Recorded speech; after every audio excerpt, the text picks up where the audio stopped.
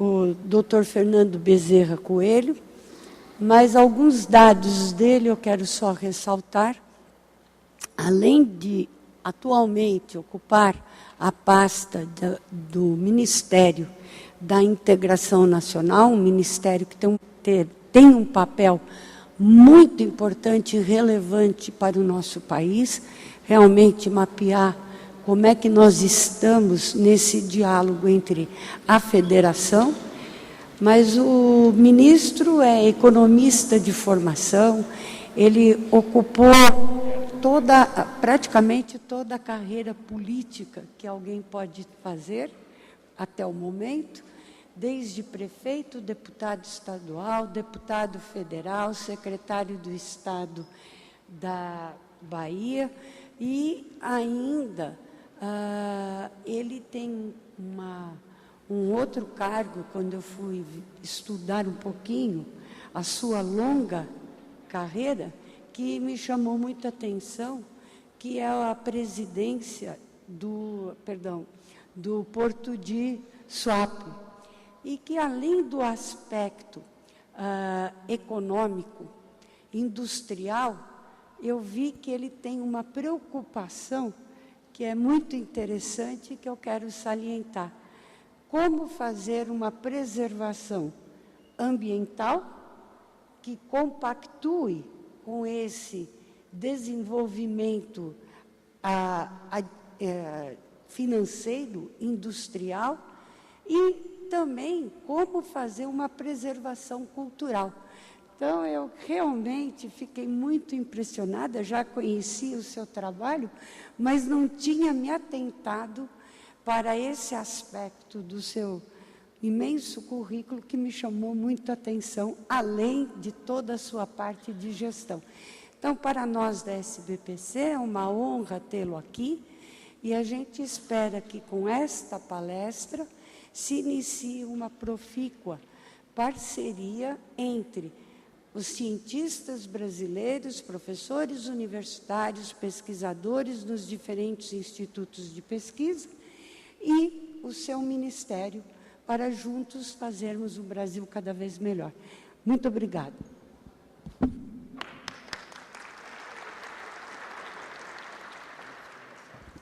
Fazer ali?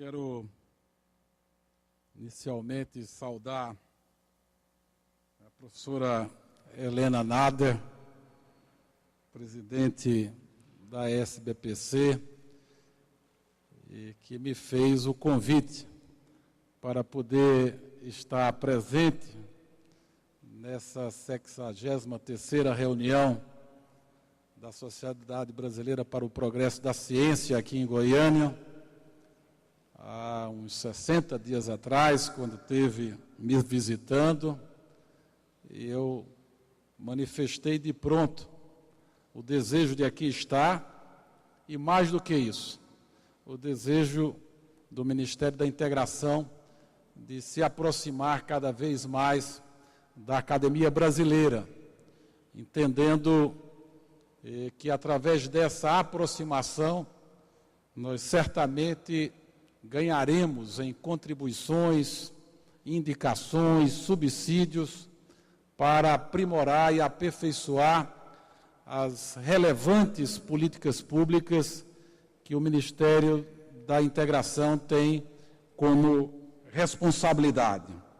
Queria também saudar o professor Edivar Madureira, reitor da Universidade Federal de Goiás, e que há pouco me comentava que quando ele chegou à reitoria, há 8 anos atrás, encontrou 13 mil alunos, e que agora a universidade ultrapassa a marca de 26 mil alunos, mostrando, portanto, esse vertiginoso crescimento da universidade, e mostrando, por outro lado, esse bom momento que o Brasil vive, investindo cada vez mais em educação, mas, sobretudo, em educação superior, rompendo uma tradição de anos e anos, que nós costumamos chamar da civilização caranguejo, aonde a riqueza, a educação se concentrava na costa e que, recentemente, a gente percebeu e percebe o aprofundamento de políticas que promovem a interiorização do nosso país. Queria dizer que aqui me encontro na companhia do professor Sérgio Castro, que é aqui de Goiás, que é aqui de Goiânia, professor aqui nesta capital e que é hoje o nosso secretário nacional de desenvolvimento regional, que é uma dessas missões maiores do Ministério, que é promover o desenvolvimento equilibrado das regiões brasileiras.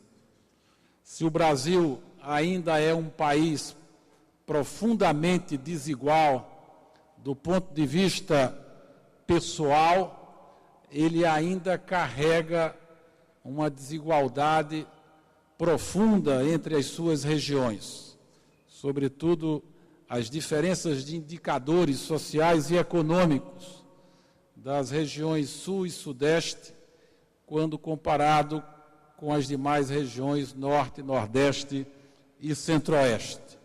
Estou também aqui ao lado do diretor de projetos especiais do Ministério da Integração, Dr. Marcelo Borges.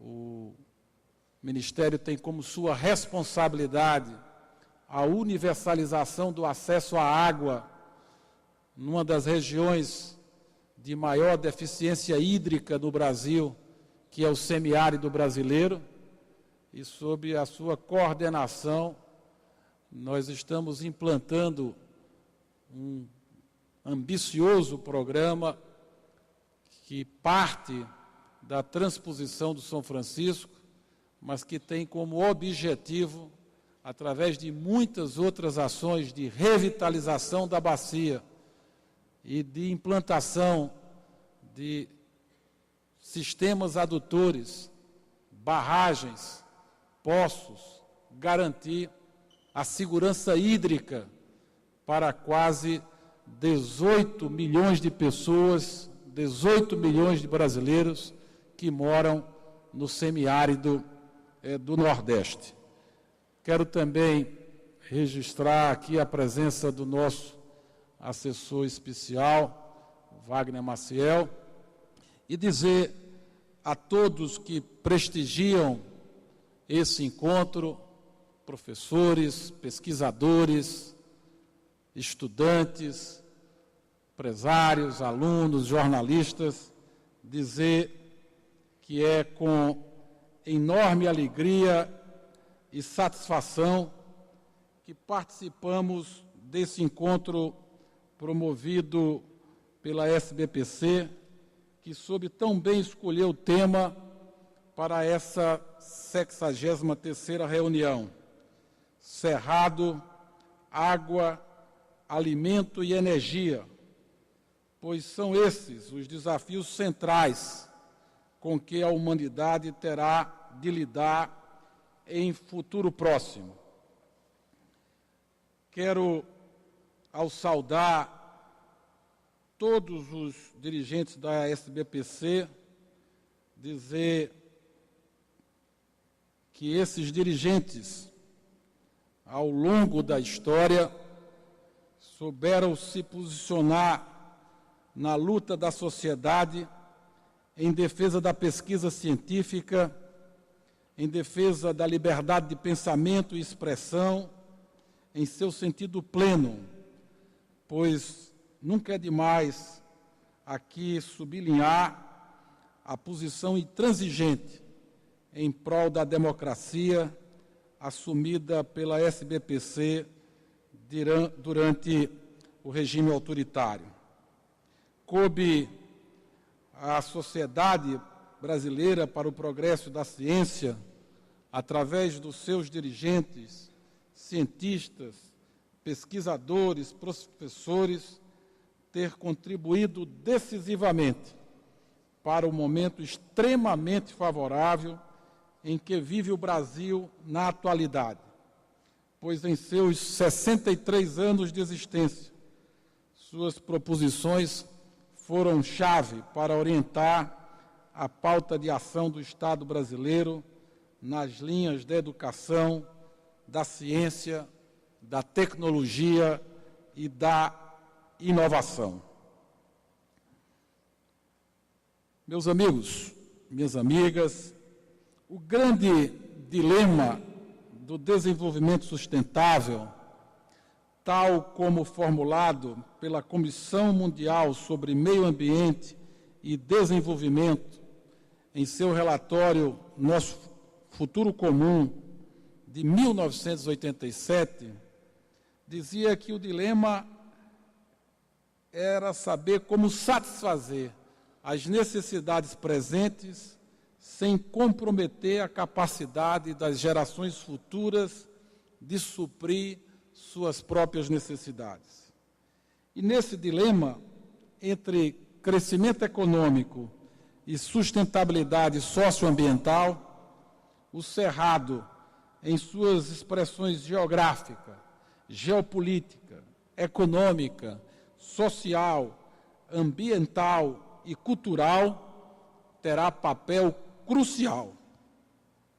O Cerrado tem 2 milhões de quilômetros quadrados. A região ocupa 22% do território brasileiro, sendo o segundo maior bioma brasileiro, só perdendo em tamanho para a floresta amazônica. O Cerrado detém 1/3 da biodiversidade nacional e 5% da biodiversidade de todo o planeta. É a mais rica savana do mundo em biodiversidade. Respectivamente, 97% e 91% das áreas dos estados de Goiás e Tocantins e mais de 50% das áreas de estados como o Maranhão, 65%, Mato Grosso, 61%, e Minas Gerais, 57%, é ocupado pelo Cerrado. Faz limite com outros 4 biomas brasileiros: a Amazônia, a Caatinga, a Mata Atlântica e o Pantanal. E por essa particularidade, é-lhe conferido um aspecto ecológico único, com alta biodiversidade. O Cerrado também exerce uma função de manutenção de importantes bacias hidrográficas brasileiras, como as dos rios Paraná, São Francisco, Araguaia e Tocantins. O Cerrado pode ser considerado a caixa d'água do Brasil, pois nele nascem importantes rios como São Francisco, o Paraná, o Tocantins e o Araguaia. Em parte significativa do seu território subjaz o aquífero Guarani, um dos mais importantes do mundo. É região consolidada e de expressão mundial quanto à produção de grãos e pecuária extensiva para a exportação e, segundo especialistas, dos 110 milhões de hectares de solos aptos no Brasil para expansão e desenvolvimento de agricultura em bases sustentáveis, aproximadamente 72% estão localizados no Cerrado. O conjunto de fatores favoráveis de que dispõe a região, somado às políticas macroeconômicas recentes e às mudanças tecnológicas introduzidas pelo sistema Embrapa, desde sua criação em 1973, levaram, como é sabido, a uma vigorosa expansão de frentes da agricultura comercial, de alta produtividade e ao crescimento chinês da última década do PIB real per capita das regiões dinâmicas do agronegócio, presente em todos os estados da região. Quando falamos na pujança do agronegócio do Cerrado, grande parte atrelada à inteligência, capacidade e determinação dos pesquisadores, notadamente da Embrapa, não podemos nos esquecer dos momentos cruciais de expansão econômica para as regiões que integram o bioma. Décadas antes da forte expansão devido à abertura das novas e férteis fronteiras agrícolas que remontam aos anos 70, quero aqui homenagear a coragem e visão do presidente Juscelino, que em seu comício inaugural rumo à presidência da nação, na campanha presidencial de 55, prometeu em Jataí, nesse estado de Goiás, que iria tirar do papel a disposição contida na primeira Constituição republicana de transferir a capital da República para o Planalto Central. Todos sabemos que o presidente Juscelino prometeu, trabalhou e cumpriu sua meta de transferir a capital para o centro do Brasil, o que foi crucial para o desenvolvimento e integração do país com o seu interior e o do Cerrado com as demais regiões e biomas brasileiros. É verdade que o Brasil se desenvolveu para o Cerrado, o que ajudou a equilibrar não só a economia do país, mas, sobretudo, equilibrou o que temos mais de importante, o nosso povo. E, paralelo ao crescimento da economia e da população do Brasil, o mundo também vem crescendo, reduzindo também a concentração populacional no meio rural e, assim, aumentando a população urbana e a demanda por água, energia e alimento. Acrescente-se às condições que acabo de descrever, o aumento de 50% até 2030, projetado pela FAO, da demanda mundial por alimentos. Evidentemente que esta demanda acrescentará pressão às já existentes por terras agricultáveis, energia e disponibilidade hídrica que o Cerrado dispõe ainda em abundância.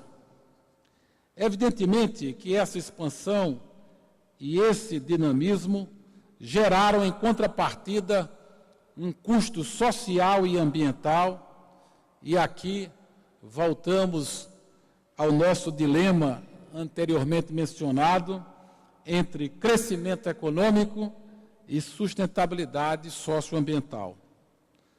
O Cerrado, segundo o IBAMA, é o sistema ambiental brasileiro que mais sofreu alteração com a ocupação humana. Apenas 40% do Cerrado ainda conservam parcialmente suas características iniciais. Outros 40% já as perderam totalmente, sendo que das áreas que conservam suas características iniciais, somente 19% ainda possuem vegetação original em um bom estado de conservação. Segundo dados da Pesquisa Nacional por Amostragem de Domicílio, do PNAD e do IBGE, com base no censo de 2000, a região teria, comparativamente às médias nacionais, altas taxas de analfabetos e baixo IDH, e uma visível concentração do PIB per capita mais elevado nas capitais dos estados. Os dados referentes ao PIB per capita e ao IDH devem receber novo tratamento a partir dos dados publicados do novo censo, recentemente elaborado. Inclusive, os dados referentes ao rendimento domiciliar médio per capita, que foi divulgado recentemente pelo IBGE. Mesmo assim, mesmo que os índices sociais da região se mostrem bem melhores ao final dessa última década, quando comparado a 2000, como já sugerem alguns estudos, permanecerá a tensão ecológica decorrente das externalidades ambientais negativas, decorrentes do processo de ocupação por que passa a região. Como conciliar a necessidade de infraestrutura logística, de que carece boa parte da região, com a necessidade de preservar o bioma e a riqueza de seus recursos hídricos, de fauna e de flora? É nesse sentido que o Ministério da Integração Nacional está aberto ao diálogo com as diferentes áreas do governo: ciência e tecnologia, transportes, minas e energia, meio ambiente, aberto ao diálogo com os estados e com as organizações da sociedade civil, no sentido do desenvolvimento e utilização de tecnologias intensivas no setor agropecuário, que mitiguem os impactos negativos dessas atividades no Cerrado. Integração logística, sim, mas com conservação dos recursos naturais desse nosso rico bioma. Da nossa parte, o Ministério tem desencadeado algumas iniciativas na perspectiva de construir e reforçar os instrumentos programáticos e creditícios que reconheçam a essencialidade do Cerrado brasileiro para a manutenção de um equilíbrio entre desenvolvimento e conservação dos recursos naturais renováveis. Cito aqui algumas iniciativas que já adotamos.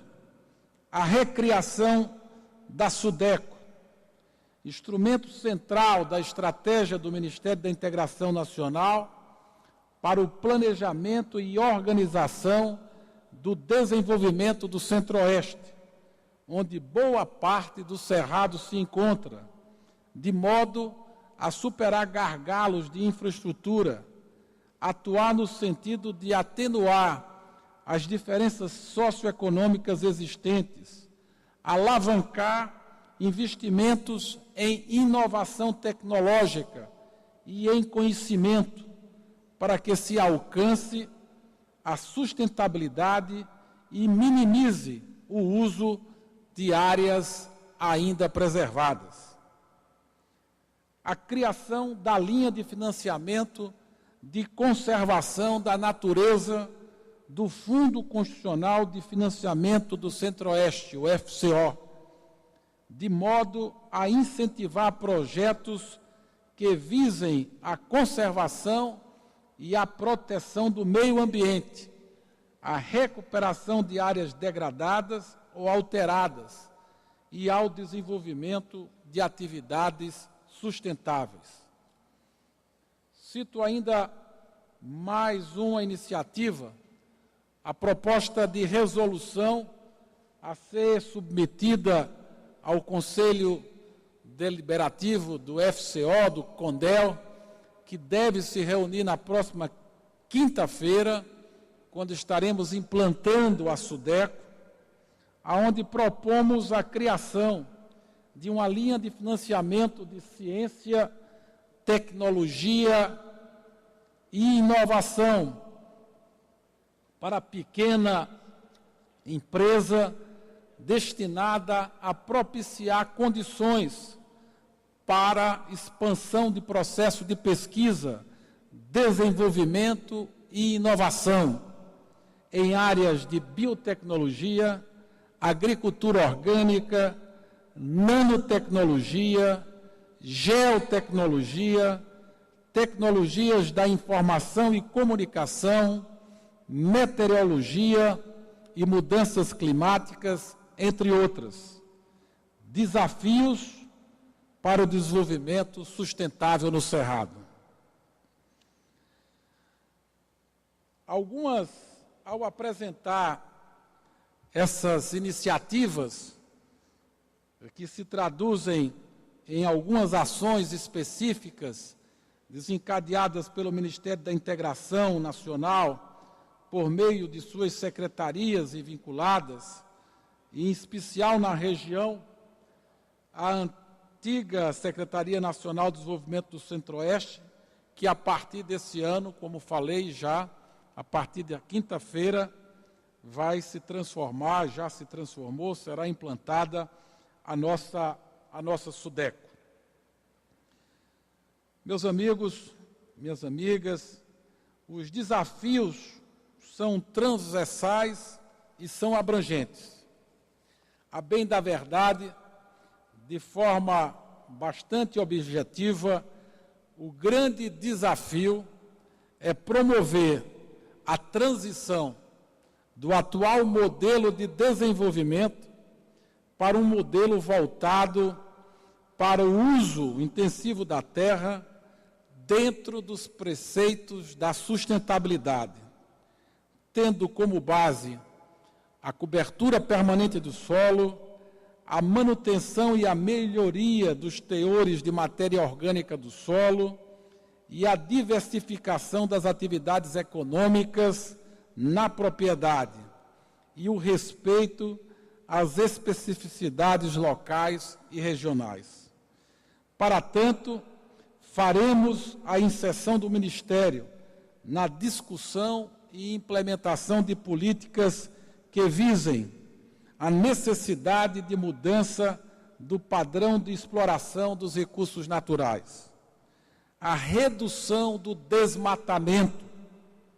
O Brasil assumiu perante os demais povos do planeta o compromisso de reduzir entre 36,1% a 38,9% as emissões de gases de efeito estufa projetadas até 2020.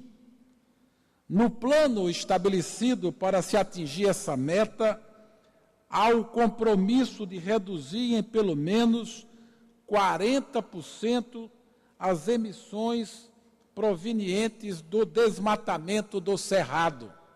Existe uma meta de redução específica para o bioma do Cerrado. Para atingir essa meta, são necessárias várias ações já definidas no plano clima, combinadas com ações definidas no plano de ação para a prevenção e controle do desmatamento e das queimadas no Cerrado, ou como é conhecido, o PP Cerrado. Poderíamos citar plano setorial da agricultura, que se traduz em ações para a recuperação de pastagens degradadas, adoção do sistema de integração lavoura, pecuária, floresta. A Embrapa trabalha nesse sistema há mais de 10 anos e ele precisa ser estimulado. Eu tive semana passada em Minas Gerais, visitando uma fazenda modelo com esse sistema de integração. Existem recursos depositados no BNDES, 3 bilhões de reais, ainda não regulamentaram e ainda não existe demanda dos produtores rurais para esse tipo de financiamento. Então, nós vamos ser um animador como Ministério da Integração Nacional para que essa tecnologia, esse sistema de integração lavoura, pecuária, floresta, possa se ampliar, se disseminar e, com isso, também promover a ampliação do sistema de plantio direto e do uso de fixação biológica de nitrogênio e aumento da área de florestas plantadas. O Brasil, dos países continentais, é o que tem a política mais tímida de floresta plantada. Se você pegar o Canadá, os Estados Unidos, a China, a Rússia, países de dimensões continentais, têm políticas claras de ampliação da sua área de florestas plantadas.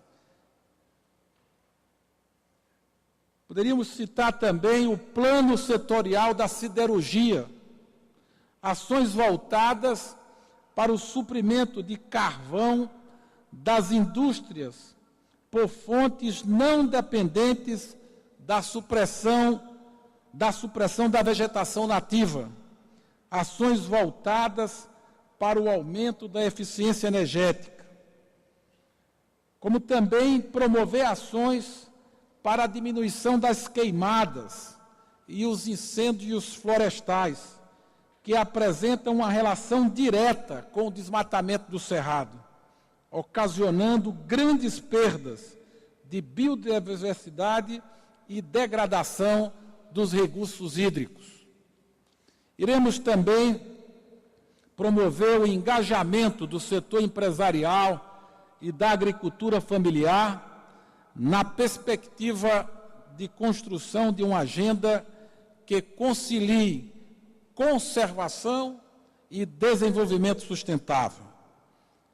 Promoção também do pagamento por serviços ambientais. Essa é uma discussão nova, que está, inclusive, como um dos avanços do Código Florestal. Que os serviços ambientais que os produtores rurais possam promover, que eles, de alguma forma, possam ser ressarcidos, no sentido de criar esse conceito que não diz de interesse apenas da propriedade dele, diz de interesse do nosso coletivo, da preservação do nosso bioma. Promover e efetivar o macrozoneamento ecológico e econômico do Cerrado. Pelo PP Cerrado, o Ministério da Integração Nacional está incumbido primordialmente pela articulação da inserção nos programas dos fundos constitucionais, a previsão de financiamentos para os projetos de florestamento e reflorestamento, vinculados a projetos de siderurgia a carvão vegetal, exploração de espécies nativas por meio do manejo florestal sustentável e também financiamentos em áreas já definidas como subutilizadas, degradadas ou abandonadas, da transformação de áreas degradadas em áreas de proteção permanentes e reservas legais, e projetos de estímulo a novos modelos de exploração agropecuária, como, por exemplo, que tenham como finalidade a elevação da taxa cabeças de gado hectare.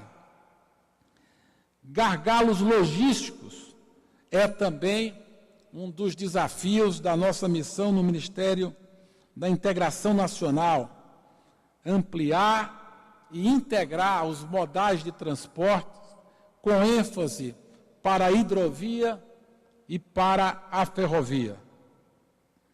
Meus amigos, minhas amigas, meus caros participantes desse encontro, ao chegar ao final dessa nossa participação, eu quero, de público, destacar mais uma vez a importância das contribuições da academia brasileira à formulação das nossas políticas públicas. As sociedades mais desenvolvidas do mundo são exemplos bem-sucedidos de forte integração entre a ciência, a tecnologia, a inovação com o Estado Nacional. Como mencionamos há pouco, temos grandes desafios, sobretudo ao considerarmos as questões ligadas à água, alimento e energia, conjugadas com a sustentabilidade e o equilíbrio ambiental. Para enfrentar esses desafios, é indiscutível a necessidade e o fortalecimento da pesquisa, da tecnologia e da inovação. Na nossa gestão, à frente do Ministério da Integração, procuraremos sempre prestigiar e buscar o que há de melhor do conhecimento científico para fazer frente aos grandes desafios que enfrentamos e os que estão por vir. Precisamos propiciar a geração de massa crítica e formuladora.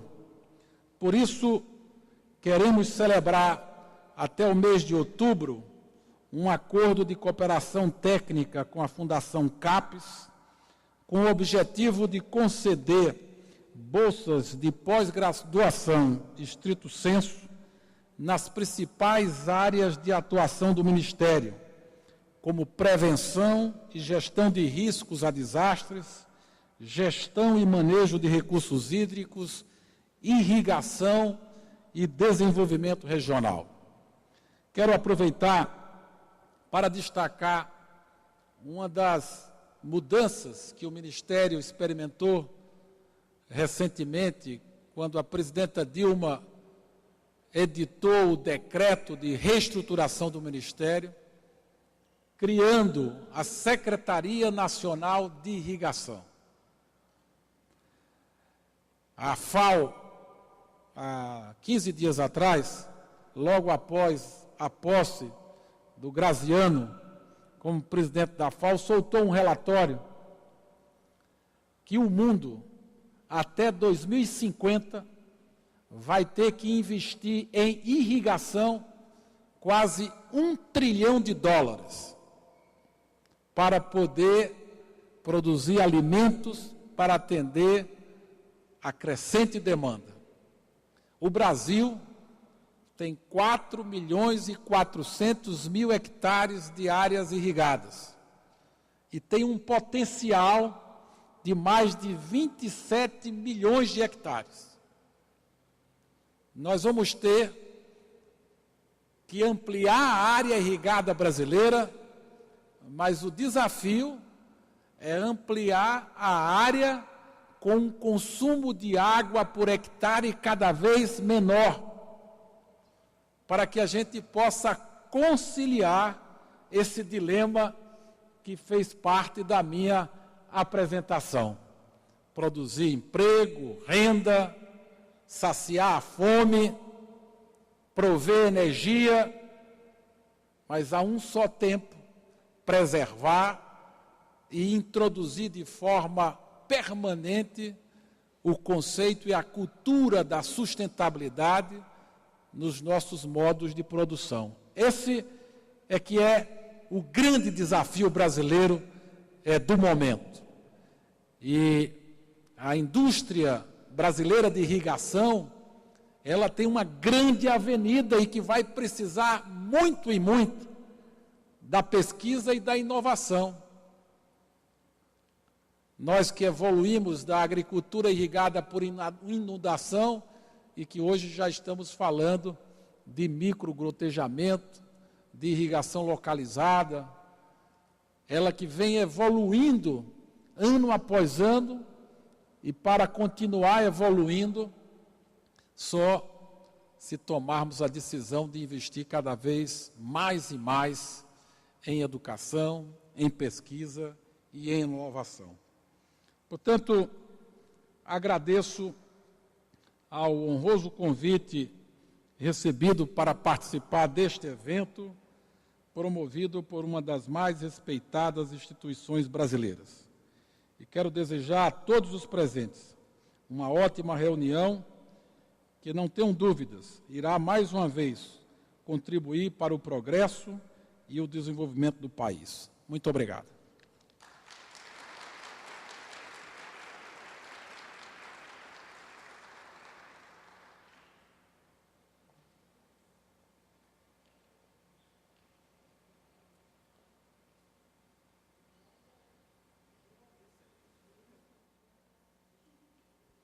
Alô?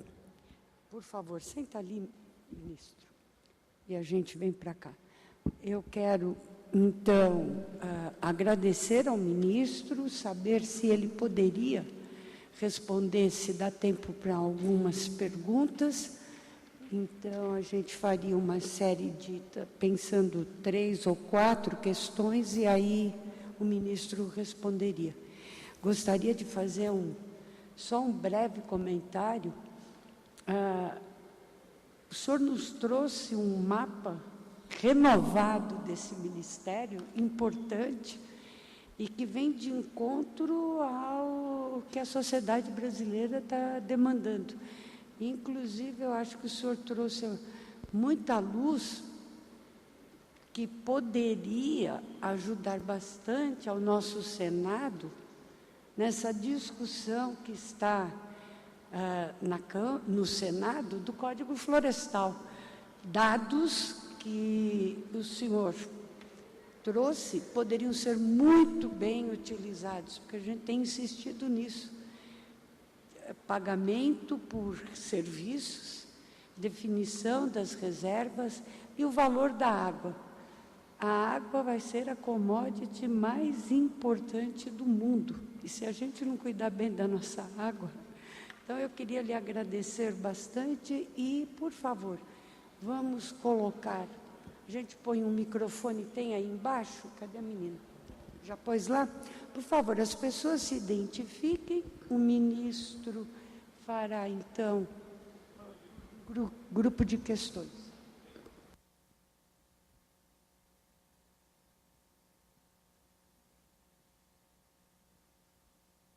José Geraldo, eu sou da cidade de Imperatriz, no Maranhão, onde a Universidade Federal do Maranhão tem um campus 2, campus do qual eu fui primeiro diretor há 25 anos atrás, porém, há 5 anos atrás eu fui expulso por questão de idade, uma das irracionalidades do nosso sistema. A gente com 75 anos não significa estar doente e apagado de memória, mas é obrigado a sair. Só não permaneci porque não faço parte dos grupos tradicionais que no Maranhão dominam o Estado. Senhor ministro, a sua exposição me deixa num dublê de otimista e ansiosamente preocupado, porque em matéria de propostas, realmente tudo é alvissareiro, com relação não só ao Cerrado, mas com relação às ações que a gente vê desenvolver na prática, as coisas são muito preocupantes. Por exemplo, hoje, dia 12, em razão das minhas preocupações e participações lá, eu fui convidado para estar lá na audiência pública de mais um EIA-RIMA da Suzano. Hoje, dia 12, está acontecendo. Já não é o primeiro. Essa EIA-RIMA é para a construção de uma ferrovia, que seria particular, da Suzano, para ligar uma nova planta industrial do grupo, lá no território do Maranhão. Os EIA-RIMAs têm ficado como pantomima, em que as coisas são o próprio governo do Estado, que convoca o EIA-RIMA, já faz a propaganda do empreendimento como que defendendo. Fica uma pantomima. Eu queria resumir, o senhor ministro se lembrou que o Cerrado ocupa cerca de 21% do território nacional. Pois bem, quem quiser esse EIA-RIMA deve ser público, mas se tiver alguma dificuldade, eu posso fornecer, que é 7 megas, 8, é fácil de mandar por e-mail. Não é? Pelo próprio EIA-RIMA, o documento da própria empresa, feita por uma empresa contratada aqui, de uma maneira muito irônica, está trabalhando para essa empresa fazendo EIA-RIMA há cerca de 30 anos, é a mesma empresa, defendendo, está lá, mais uma visão concreta do que é o Cerrado, do que é a Suzano. Ela está ocupando, o que já ocupou e o que vai ocupar, é cerca de quase 25% do território nacional. E a maior parte cobre todo o Cerrado. De Imperatriz para baixo, que é a 610 quilômetros de São Luís, é praticamente cerrado. O senhor usou a expressão florestas plantadas.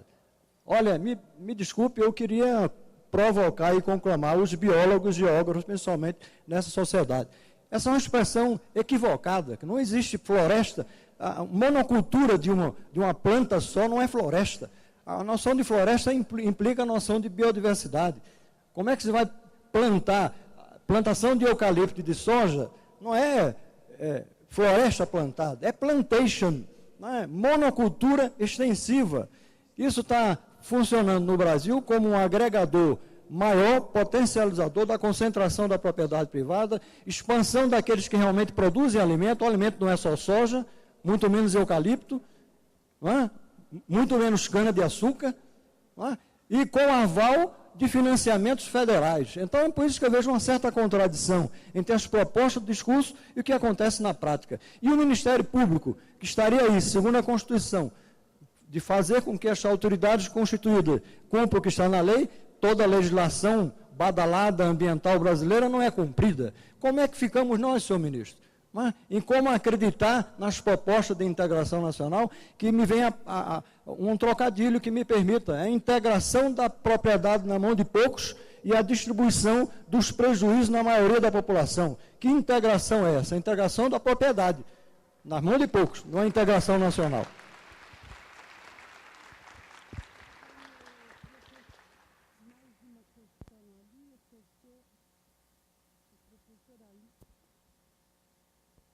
E aí a gente encerra esse conjunto. Depois tem um rapaz ali de camisa azul. Estrada. Bom dia, professora Helena, professor Edvard, ministro Fernando Bezerra, parabéns pelas suas palavras. Eu sou secretário regional da SBPC, aqui em Goiás, professor da Universidade, do Instituto de Estudos Socioambientais, aqui da UFG, e tenho trabalhado numa linha de pesquisa aí referente à questão dos recursos hídricos. Me interessou bastante a parte que o senhor faz referência aí ao problema da água. E o Cerrado ele tem uma característica interessante. A gente pode observar pela flora do Cerrado, quer dizer, são árvores aparentemente secas, né, mas com folhas bem esverdejantes. E essa característica decorre do fato de suas raízes irem em busca de uma água que se encontra nos lençóis freáticos, né, cada vez mais profundos. E o senhor tocou em uma contradição importante que a gente tem observado, particularmente aqui, nesse estado, de uma produção agrícola baseada exatamente na grande propriedade latifundiária, né, na monocultura, e com o uso de água em grande quantidade para irrigação, esses enormes pivôs centrais. E nós temos aqui também no estado a região de Cristalina, que concentra a maior quantidade de pivôs centrais da América Latina. E se nós formos observar em outras partes do mundo, Mar de Aral, algumas regiões dos Estados Unidos, do Rio Colorado, na Austrália, no Lago Chad, nós vamos observar que o resultado disso foi desertificação e também afetou profundamente as águas subterrâneas. O senhor falou de técnicas de irrigação, de gotejamento, de microgotejamento. Mas essas técnicas, elas são impraticáveis em grandes propriedades, em grandes monoculturas. E os pivôs centrais desperdiçam águas em enorme quantidade. Mais de 30% da água ela é evaporada. E sem contar o fato de que essa água leva exatamente para o subsolo os agrotóxicos que estão jogados nessas plantações. Então, isso afeta também a água subterrânea. Quer dizer, de que maneira o Ministério, em sua Secretaria de Recursos Hídricos, tem procurado tratar novas técnicas de irrigação e de exercer um controle maior exatamente em relação a essas técnicas abusivas de irrigação? né? Aqui, por exemplo, nessa região que eu citei, o Ministério, em parceria com a Secretaria de Planejamento, ampliou o número de barramentos, porque já há dificuldade em relação às águas que cortam essa região, né? E como o senhor também pontuou em sua palestra, as águas daqui do Cerrado, elas descem em direção a muitas bacias importantes do Brasil, bacia do Rio São Francisco, bacia do Rio Paraná. Então, qual é a grande preocupação em termos de novas técnicas de irrigação que o Ministério tem trabalhado nessa contradição que é a grande propriedade e o uso da água da maneira como ela tem acontecido? Obrigado. Agora, por favor, vamos ser bem objetivos na questão, tá? Claro. Bom dia, ministro.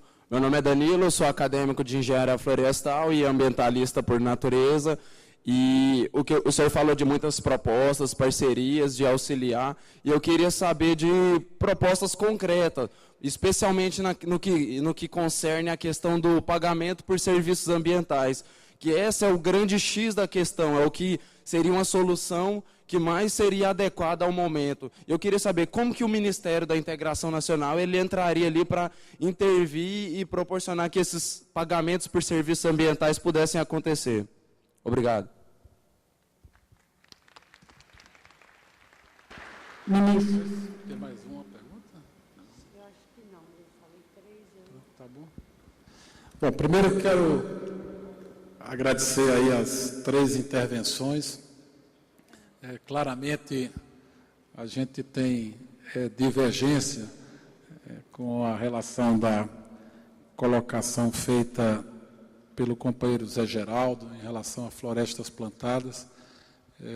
Eu repito o que disse durante a minha palestra: se nós formos pegar os indicadores dos países continentais, o Brasil é quem tem a mais tímida política para a promoção de expansão de florestas plantadas em todo o mundo.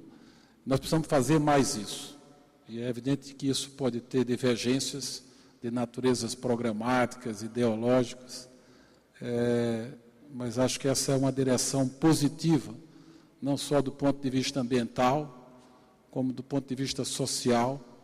Essas grandes fazendas, elas hoje começam também a introduzir o conceito da integração.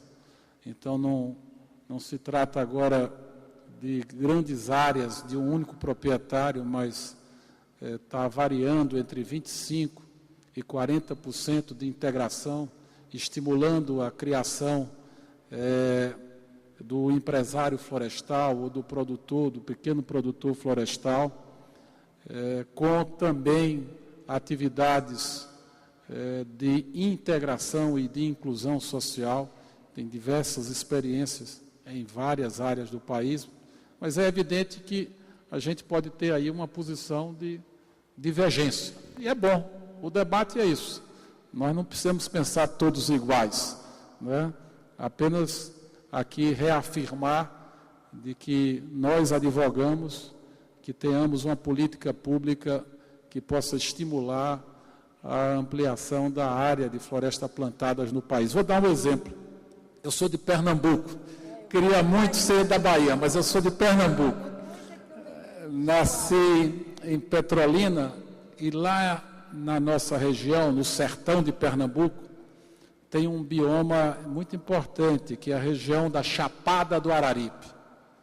A Chapada do Araripe, ela concentra do lado pernambucano as maiores reservas de gipsita do país. Todo o gesso da construção civil, o gesso agrícola do país inteiro, quase que a totalidade vem dessa região. O problema dessa região é a sua matriz energética. Então, a energia vem da lenha.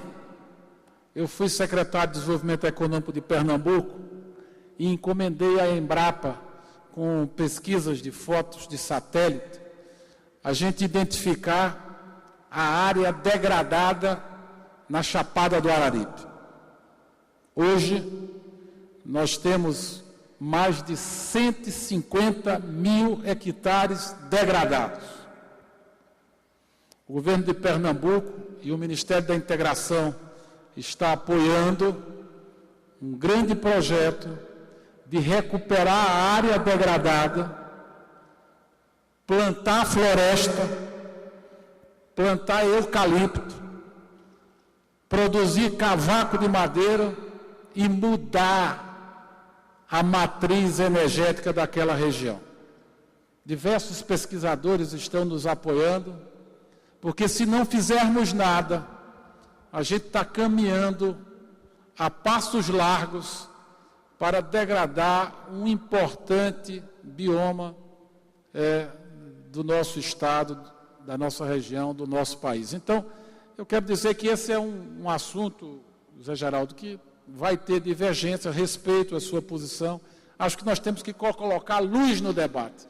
Em vez de a gente interditar o debate, colocar luz no debate para você ter os prós e contras de cada argumentação, mas acho que todos ganharemos em estimulando esse debate e a confrontação dessas ideias. As duas outras intervenções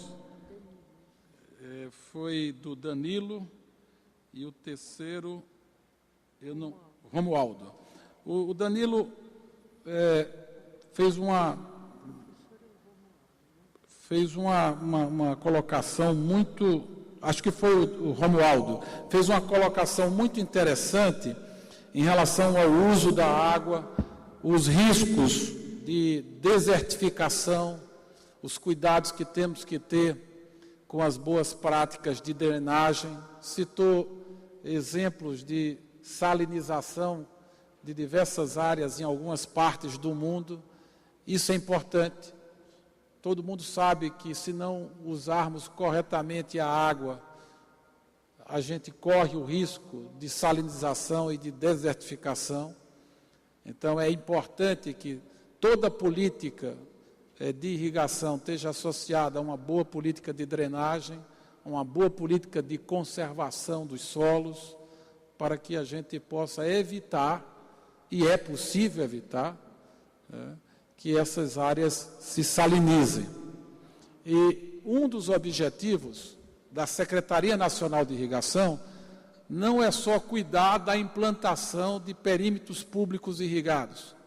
Aqui você falou de diversas iniciativas, eu inclusive vou sair daqui, vou ter uma reunião com o governador Marcondes Perillo para conversar sobre a construção de barragens, ampliação de áreas irrigadas no estado de Goiás.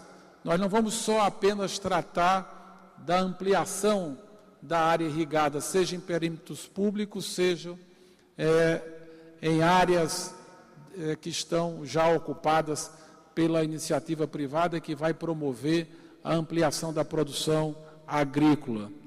Vamos também cuidar dessas questões que você apontou bem, de forma prática.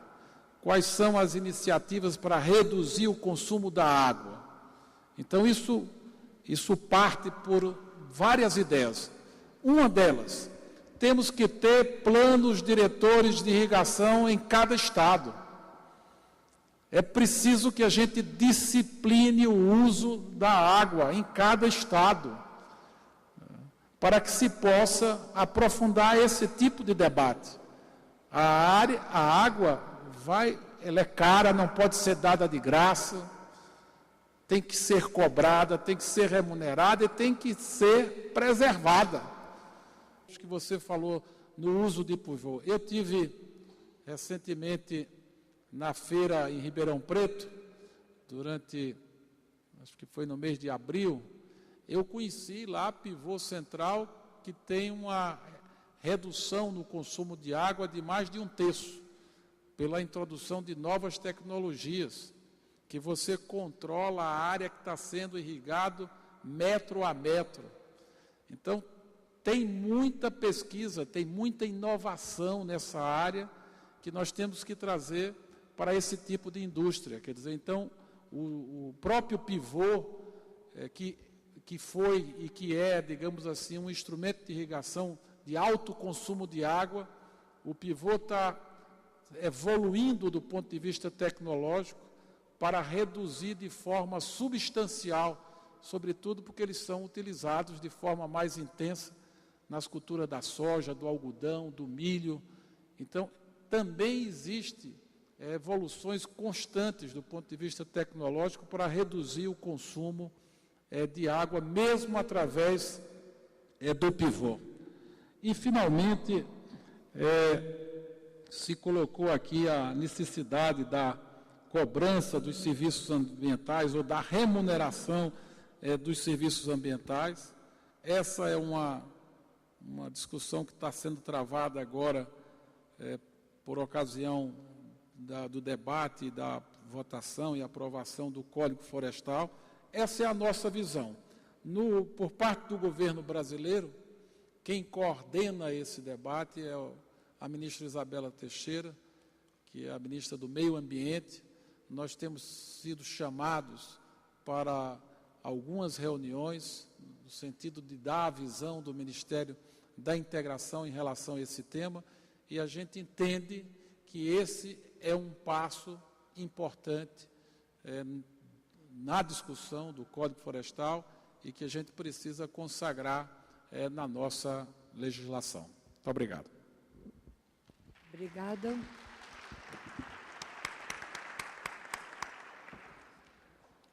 Algum outro ponto? O ministro daqui a pouquinho tem que sair. Enquanto você passa a palavra, é aquela menina que eu não tinha visto da outra vez. Oi, ministro. Meu nome é Letícia, sou estudante da Escola Brasil de Jornalismo Científico. Só um minutinho, desculpa.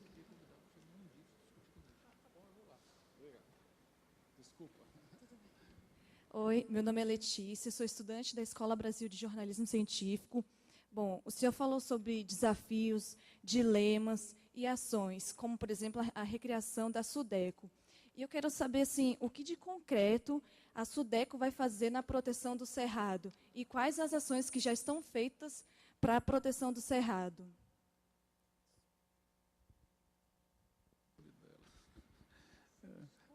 Você desculpa, eu não peguei seu nome, mas... Letícia, obrigado aí pela sua pergunta. Na realidade, nós transformamos a Secretaria do Centro-Oeste, que era um órgão da administração direta do Ministério da Integração, na Superintendência do Desenvolvimento do Centro-Oeste.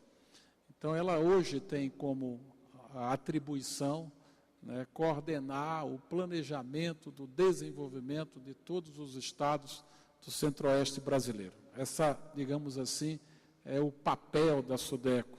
E o desenvolvimento do Centro-Oeste passa por todas as áreas. Reunir a sociedade civil, através dos seus governadores, através da academia, através das classes dos trabalhadores, dos produtores, organizar fóruns, integrar o planejamento dos estados dessa região com a visão do planejamento central do governo federal, discutir as questões relativas. Eu falei muito aqui na minha fala sobre os desafios na área de logística. Eu diria que o grande desafio da região centro-oeste brasileira é como escoar a produção crescente de grãos, e de produção animal, que o Centro-Oeste está se transformando, digamos assim, no grande celeiro, não só do Brasil, mas do mundo. Mas ficamos distantes, o Centro-Oeste está distante dos portos, dos portos de escoamento dessa produção. E o custo de logística é um dos grandes desafios do Centro-Oeste. Então, nós precisamos discutir aqui hidrovia, ferrovia, rodovias, e nós entendemos para uma região que tende a ser, digamos assim, a linha de frente da produção de grãos nacional, nós precisamos discutir isso com celeridade, com ênfase, mas introduzindo essa questão do conceito da sustentabilidade. As hidrovias não podem vir em detrimento, digamos assim, a uma política de preservação das margens dos rios. A ferrovia ao ser implantada também, ela vai, digamos, permitir a redução dos custos de transporte para o envio dos grãos para os mercados internacionais, seja na Europa, seja na Ásia, seja nos Estados Unidos. Então, eu diria que a SUDECO será esse grande fórum para a discussão dos grandes temas centrais que visarão promover esse desenvolvimento da região. Como instrumento de trabalho da SUDECO, de aglutinar, de reunir, a SUDECO possui hoje, né, o Fundo Constitucional do Centro-Oeste, que é o FCO. É o Conselho Deliberativo da SUDECO, que é formado pelos governadores, por representantes dos produtores, dos trabalhadores, do governo federal, e presidido pelo Ministério da Integração. O CONDEL da SUDECO define as diretrizes para a aplicação desses recursos do FCO, que são recursos voltados para o setor privado, para estimular os investimentos na indústria, na agricultura, no serviço, no agronegócio. Então, nós estamos querendo, e aqui citei alguns exemplos, de como você definir critérios que possam privilegiar essa nova visão, ou essa visão que nós queremos incorporar à política de desenvolvimento, que é o cuidado com a preservação e com o conceito da sustentabilidade. Um dos desafios, porque não tem ainda uma decisão por parte da presidenta Dilma, mas é um anseio da região, é que além do Fundo Constitucional, a SUDECO possa rapidamente evoluir para também administrar um Fundo de Desenvolvimento Regional. O Nordeste tem o FDNE, que é mais ou menos em torno de 1 bilhão e 800 milhões por ano. A Amazônia tem o FDA, que é o Fundo de Desenvolvimento da Amazônia, que é alguma coisa como 1 bilhão e 300 milhões por ano. E nós estamos debatendo com os representantes do Centro-Oeste para que a gente possa, num curto prazo, se possível, já a partir do próximo ano, o Centro-Oeste também dispor de mais um fundo, que seria o Fundo de Desenvolvimento do Centro-Oeste, que viria, portanto, animar ainda mais os investimentos, tanto nos setores produtivos quanto nos setores de infraestrutura. Olha, o ministro tem que partir para Brasília. Você acha que dá tempo, ministro? Mais duas, então, olha. Duas, tá certo? Meu nome é Sabine, eu sou da Folha de São Paulo. Manda por escrito e ele leva depois. É uma pergunta bem pontual a respeito, o senhor falou de um programa de bolsas em parceria com a CAPES. Eu queria saber se já tem número, se tem previsão de número de bolsas, se os recursos sairão do Ministério ou da CAPES e se será só pós-graduação.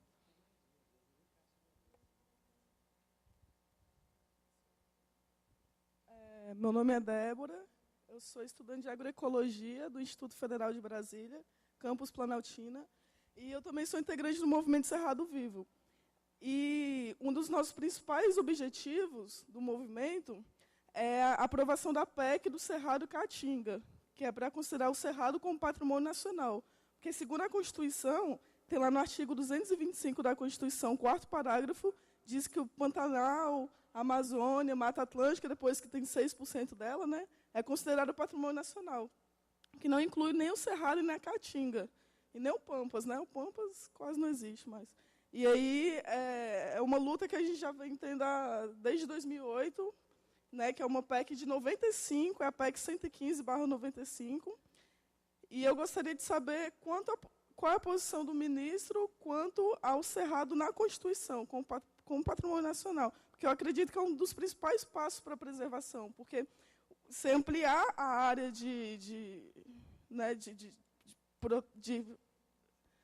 reserva, assim, né, o Cerrado ampliar a área dele para ele ser mais protegido, porque só é 20% do Cerrado que é considerado legal, né, e 35% dentro da reserva legal para ser protegido. Agora, com esse novo Código Florestal, vai diminuir ainda mais, né, o que é um atraso aqui para a nossa população. Eu gostaria de saber qual a sua posição quanto ao Cerrado dentro da Constituição, como patrimônio nacional. Obrigada.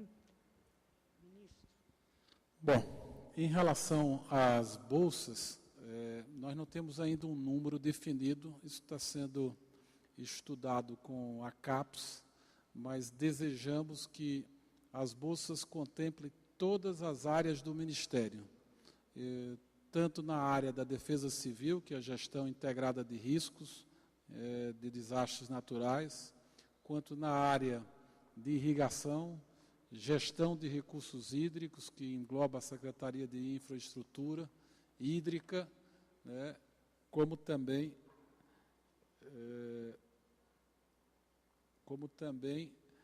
na área de desenvolvimento regional. E sim, é só para a área de pós-graduação. Respondendo, as bolsas serão voltadas para a área de pós-graduação.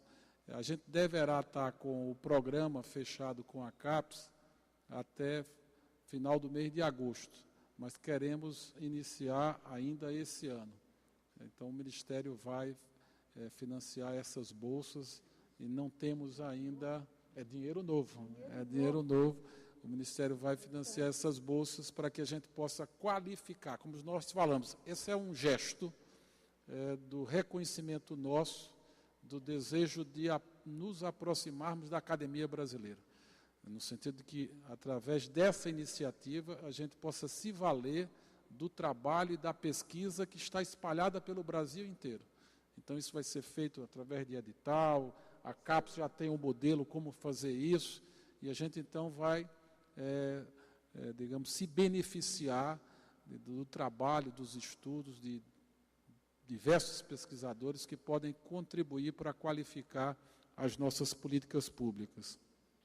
Em relação ao desejo de transformar o Cerrado e a Caatinga em patrimônio nacional, se é que eu entendi a colocação, você pode contar comigo, porque eu também sou lá da Caatinga, sou das margens do São Francisco, sou do semiárido do Nordeste, e temos também essa mesma preocupação de que a gente possa preservar esses biomas, né? Eu não sei se esse é a iniciativa mais correta. Confesso que tive dificuldades para compreender a sua pergunta, mas a preocupação de que a gente possa transformar tanto o Cerrado quanto a Caatinga enquanto elementos, digamos assim, de proteção e de preservação ambiental, eu acho que essa é uma preocupação que nos é comum.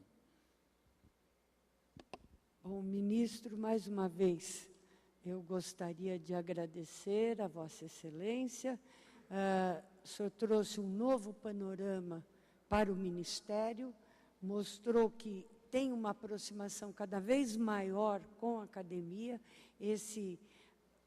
Ao invés do Ministério sair lançando programas, o Ministério está fazendo parceria com a CAPES, que sabe fazer bem a gestão de pós-graduação. Então, eu lhe parabenizo por isso, trazer mais dinheiro para mais recursos, e vamos ver se o Ministério também consegue trazer mais dinheiro para editais voltados, em especial, como o senhor tem essa secretaria, entre várias, da irrigação, fazer a transferência, né, buscar novos sistemas, como que eu irrigo melhor com menos água, com tecnologia nacional, para ceder para aquele produtor que vai fazer a inovação.